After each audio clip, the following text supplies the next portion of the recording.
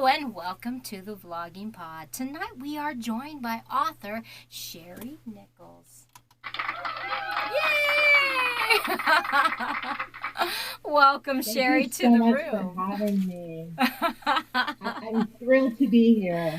Well, awesome. I am glad to have you on. Let me start this down here. We're going to start our timer. We do a 20-minute podcast, so if you hear a beep, that'd be me. Okay? If we go over, it's okay, Shari. So don't feel any kind of pressure on that. Okay, good, because I'm warning you, I'm very long-winded.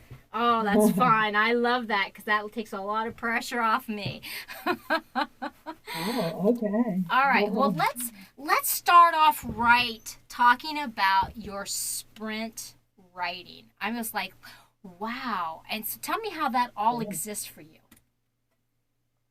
Yeah, I had heard about so many authors doing the sprint writing with the egg timer, and I just never did it. I thought that's not going to work for me. And I was even invited to write with some other authors and do the timers. And then I, one day, literally started doing it, and it really changed the entire way I write. In fact, right now I'm on my edits, and they're not going as fast as I would like. And I'm looking at myself going, what am I doing wrong? And now I realize, wait a minute, I'm not using the timer. So the timer is so important because it forces you to write as much as you can, as fast as you can in that 30 minutes. You cannot take a phone call, although, of course, if the kids call, you're going to stop. You cannot check your social media, right? And the kids don't live at home anymore. So when the kids call, you have to drop everything. Right. Yes. And so, it forces you not to look at no distractions. You can't look at your social media. You can't text with your friends. You can't get up and go get a snack. You wait until that timer goes off and you push yourself and you get more done. I'm not so much a word count person, and I really truly admire the authors. Like I was listening to Marie Force on the self-publishing podcast, as well as listening to your podcast, which I've been so enjoying. And she is this woman is incredible. I don't know if she does sprints per se, but what she does do is she just has a writing goal of 7,000 words a day, which that to me is very over. I know. Can you imagine? No, I can't. Right. I know. That to me sounds overwhelming. I just try to do my 30-minute sprints, and sometimes the 30-minute, in that 30-minute, I get a real lot done. Sometimes maybe it's just a paragraph I get done because I'm copying, I'm pasting it, I'm saying the words out loud, I'm trying to figure out if they make sense, and it's sort of just the way it goes. Wow. I'll be honest with you. My goals to writing are very low, and this this is so bad. But without giving any details, you probably know what I'm talking to about. But I've been watching the trial, and I really haven't done much writing the last couple of weeks, so I am so behind. But when I do, I set my goals so low, so that when I go over them, I'm like, dang, look what I did. You know what I mean? So awesome. yes, because I figure if I set my goals so low, like at 300 words. So if I do 1,500, I'm like, yes, I am on ball today. So I understand what you're saying. Go ahead. And I think it's very easy, to compare yourself to other authors, to other writers, which I do all the time.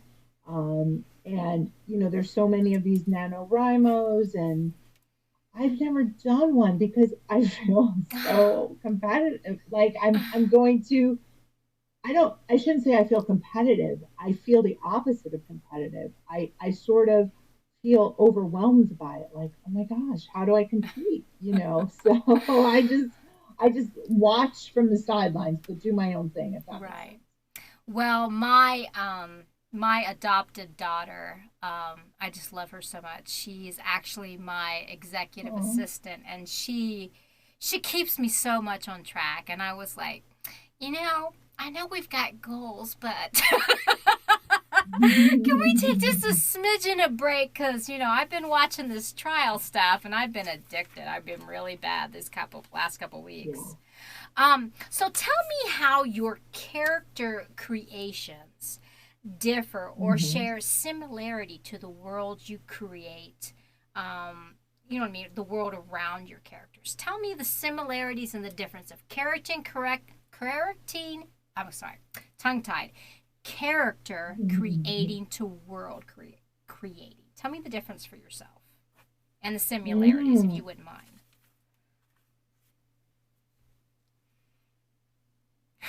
Was that a little too much? Oh, no, it's great because I think so many authors feel like, is this book plot more plot heavy or is it more character heavy? And for me, sometimes my story is driven by the plot, and sometimes my story is driven solely by the characters. Certainly, it's great to have a combination. I'll give you an example, and I hope it answers your question in Okay. terms of the characters uh, getting created to support the world. Okay. In book And two of my Ravenfall, actually, the way you just word that, your character supporting your world, that is ingenious. That is a very good sentence. oh, That thank is. you, That's thank you. very good. I like that. I might use that in the next question. That's good. Please feel to borrow. Great. Um, in book two of my Raven Hollow Coven series, Midnight Temptation, my world is a paranormal world, which is very similar to True Blood, if there are True Blood fans out there, where you have magical beings, supernaturals that coexist with humans, and everybody is out. Everybody knows about it. It's not like Harry Potter where they're hidden. And they live in a magical town called Raven's Hollow, which is really Hoboken, New Jersey. And Mm-hmm. there's all kinds of very interesting magical things that happen there. And funny enough, I don't know if you've ever been to Hoboken, but it's a very urban setting. It's a perfect setting for an urban fantasy series. And I literally did a tour with a girlfriend who lives there, and I said, "Okay, I need a hotel." She took me to the W. This is all within 5 minutes of her apartment. I said, "I need, a coffee shop." There we went to the Starbucks. I need an area where the hero and heroine jog, Frank Sinatra Boulevard. I need an area where they're going to find a dead body, the grassy knoll behind Frank Sinatra Boulevard. And then she says, "I want to take you someplace else. It's called Sybil's Cave." And there's literally in the middle of Frank Sinatra Boulevard, there in this city dwelling, there is these Gothic caves.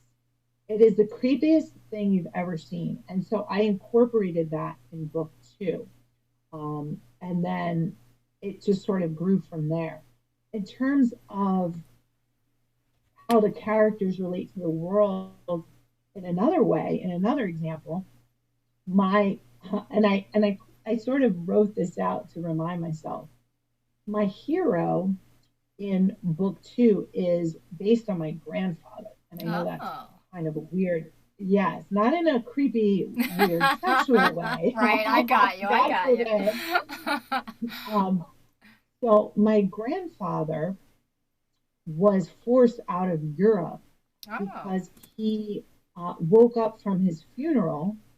He was pronounced dead. He woke up from his funeral and emerged from his coffin, and he had to escape.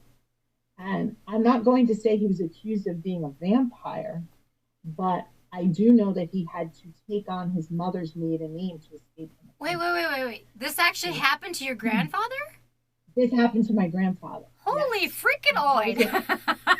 a Yeah, yeah. Can you see why I'm a paranormal writer? Does that surprise you? Yes. Well, you had me when you said True Blood, because I have that series, Oh. and I have the Suki Stackhouse, all the books. I'm just saying. I'll just put, Mm. and I have the Audibles. I'm So just putting good. that out there. When I like something, I buy all of Wow.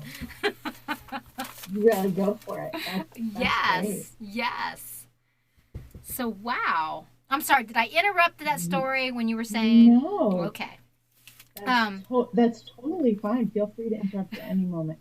Um, what happened was there was, a cousin that was a witness to this happening, and she passed the story down. So it gave me the idea, what if? What if there was a man who was accused of being a vampire? Because, back in the days of the late 1700s, people were being accused of vampirism. They were coming down with these very rare diseases.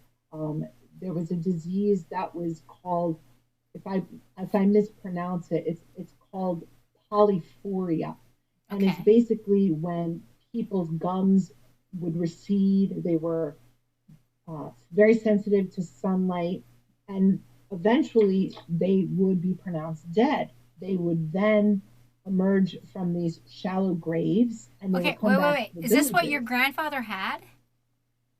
Like, we don't know what my grandfather had. We've asked, around.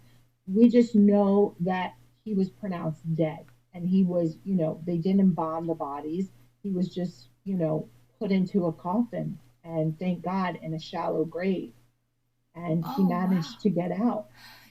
I used to hear this thing where they would attach a string to Bells. the Mm-hmm. dead body and bury them, and the string would be attached to a Mm-hmm. bell. I used to hear about that. Yep, that's what happened. Yeah, Mm-hmm. Isn't really? that crazy? Oh my Yes, yes. goodness.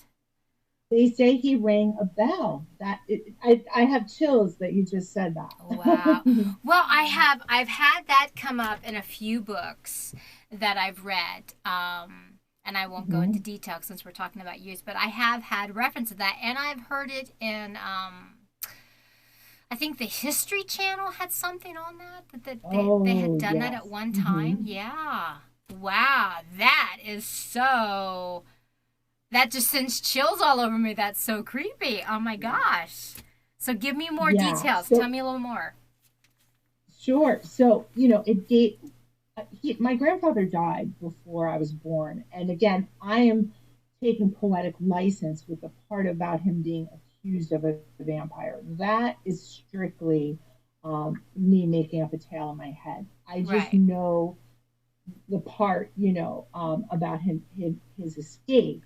But, back in the day, as I said, they didn't have stethoscopes. So people were pronounced dead, and the villagers were terrified of them, and they were accusing them of being vampires. And, they would come search them out, and they would kill them with stakes. And this is how, the staking the vampire, they would stake them in their grave so that they couldn't get out, so their bodies couldn't get out. And that's also where headstones come from. Wow. So, You really did your yeah, research on this.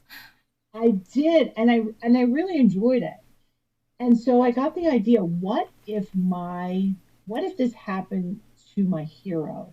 What if he had been accused of being a vampire? If the same thing happened to him that happened to my grandfather, where he awoke from his funeral, he came back to his village, and the villagers came after him and his family, accusing him of being a vampire.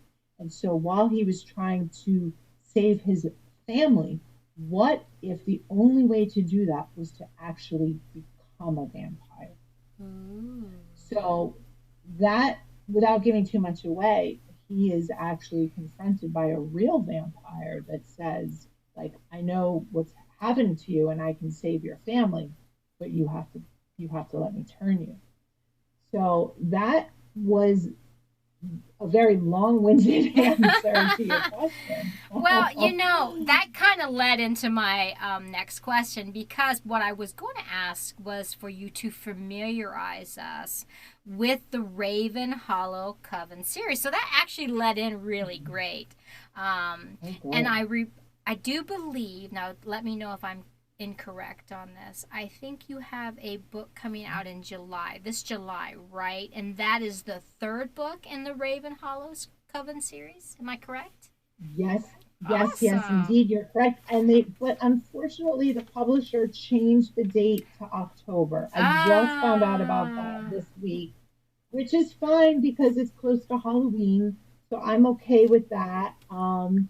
They just told me. And then I have the fourth book, which is a novella coming out around Valentine's Wonderful. Now, I'm going to ask, because, and I simply ask, Day. no pressure, just because I love Audibles. Oh, Are any of your books in Audibles form yet? not yet, Not but yet. my Okay. publisher, City Owl Press, does have an agent that works with Audible. And so Nice. yes, I was told that they are looking at all of my books. So I'm really Nice. All crossing my right. fingers and toes. They did get my books onto the Kiss app. They did get my books onto the Fictum app, which is part of TikTok.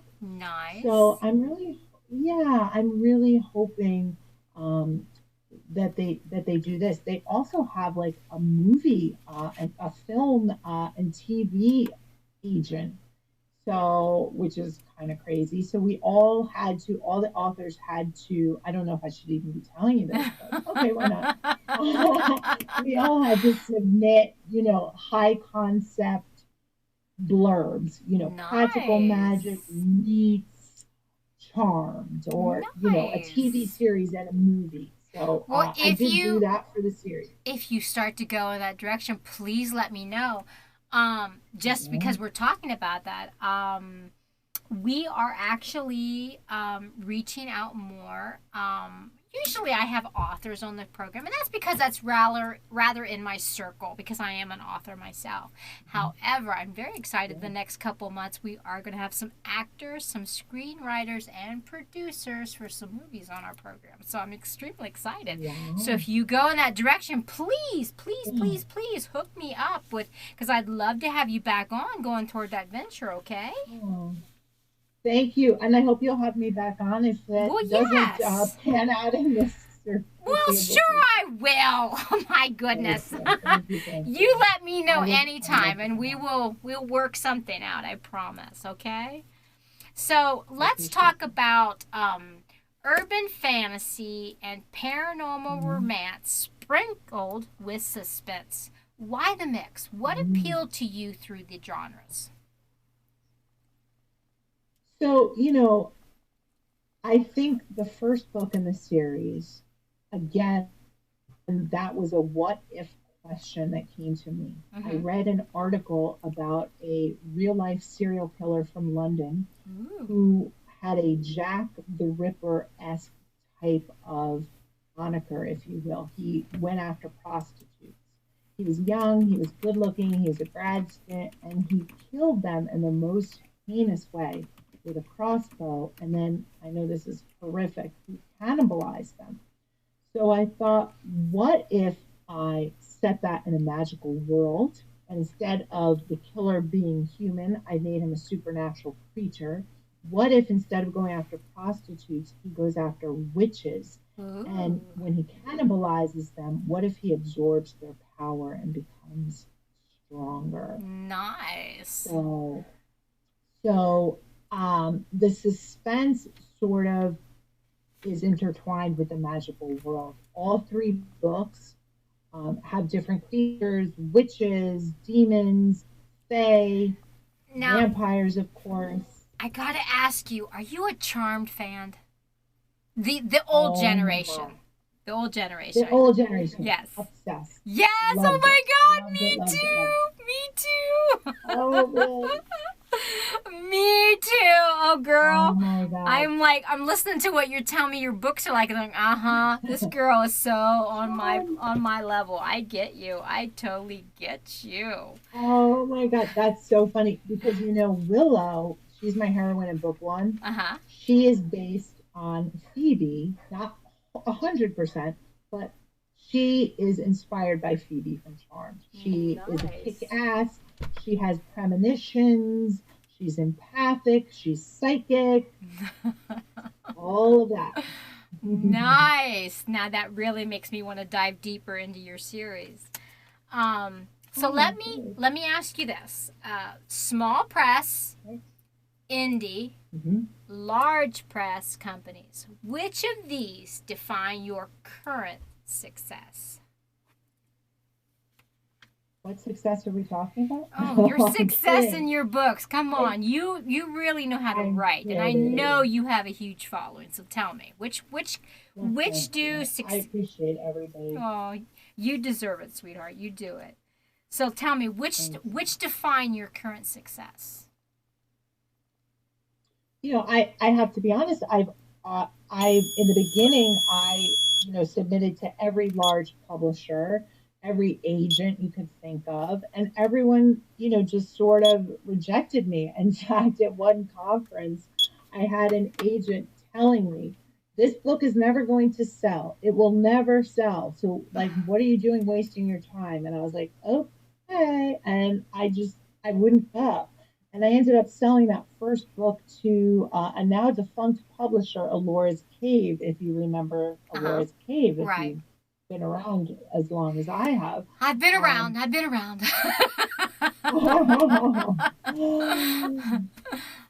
well, you don't sound like it. Trust So, me, I am going on yes. 50 this year, girl. I am going on Oh 50. my gosh. Well, Yes. I beat you. I'm a couple of years old. Oh, I doubt So, it. You look but pretty I'd rather daggone not good to say. me. Thank you. So do you. Oh, Right back thank at you. you. Right back. Um, Um, I would love to write for a traditional publisher. To be totally honest, I am going to graduate school in June. I'm going to Wilkes University for creative writing. I'm getting my master's, nice. and yeah, so I'm hoping, agents, if you're out there listening, I'm hoping to get an agent. I'm hoping to write for a traditional publisher, but I'm fine writing for a small press. I'm fine self-publishing. I'm open to really doing anything that's going to tell the story that I need to Right. tell. Well, you know what? Success is right on you, and as it is. So I can't imagine, I'm sure you could go farther, but you are doing really good as is as well. Our Thank timer did go you. out, but I do have two questions. You willing to hang with me just a little bit longer? Absolutely. Okay. So your books present great escapes from our normal worlds. Tell us why Mhm. the magical makes the best escapes in reading. Hmm. I want to say I hearken it back to the Harry Potter days. I think it just takes you out of your everyday when you can really believe that anything is possible. When my kids were growing up, I used to read them stories, and we had like a little routine. My daughter will still tell you about it. We got through the fifth book. We read all of the books where we would do, I mean, we did this until they were like middle school, where that was our time where we would just kind of camp out in my room, and no matter how, bad the day was going or whatever problems they were having, you could just let yourself get into that world of magic and open yourself to the possibilities of something beyond your imagination, Right. beyond where you dream. And I think that I've always gravitated to that. I agree with you because when I first saw Harry Potter, the very first one, I was like, oh my gosh, this is so magical. And I saw the movies Mm. first because uh, I saw the movies first, and then I gravitated toward the books. And then when I read the books, Okay. I was so pulled in, especially the very last one. I read the passages. I don't want to give anything away for anyone who hasn't possibly read it, but there's some passages I read, and I just bawled in the last book. And I'm sure you Mhm. know what I mean.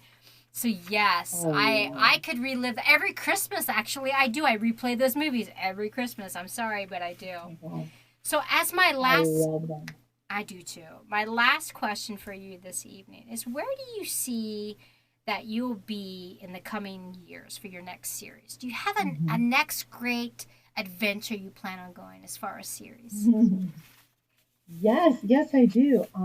as much as I love paranormal and I love magic, having said that, my next series is a contemporary, and Oh, I've always wanted to, yes, I've always wanted to write something about best friends, a takeoff on Sex in the City. I was also ooh. obsessed with that series, I do love and that this is series, about, and I have all the you love DVDs if that dates me. it. We are of like mind, my Yes, friend. we We really are. are. Because I do have Yeah. that series, my gosh. And I have all the And my movies, by the daughter, way. oh, I do too. And it's so funny because my daughter's in her 20s and she's watching it now with all of her friends, Oh my which gosh. I think is so great Yes, because it stands the test of time. it And so, yes, does. I've made a I've outlined, I should say, a 3 book series, three best friends navigating their love lives, their careers, and their friendships. And it all takes place in New York City, the Big Apple days. Nice, nice. Well, I'll tell you what. When you start getting that venture on, come back on because I'd love to hear more about that. Yeah, I thank want you. I would to. love to come back Well, on. wonderful. I'd love to have you back on. Thank you so much, Thank you. Sherry, for being on our program tonight. You were a I would love pleasure, to and I come can back. see you. Thank I know you. I'm probably going to end up being the stalker you'll be trying to get rid of, but I can see you as my next best friend. Name me a character in your new book. Yes, I would love to. I would absolutely. She's going to have a great laugh and she's going to be super fun and sweet You're and witty, you're of too course. kind. I'm joking, but thank you so much. I absolutely love you. Thank you. I'd like to thank our listeners once again for joining us. You truly make our show so much more enjoyable by being here with us on Wisdom. Facebook, we're recording live on all of these, and then especially Podbean, which is our home base.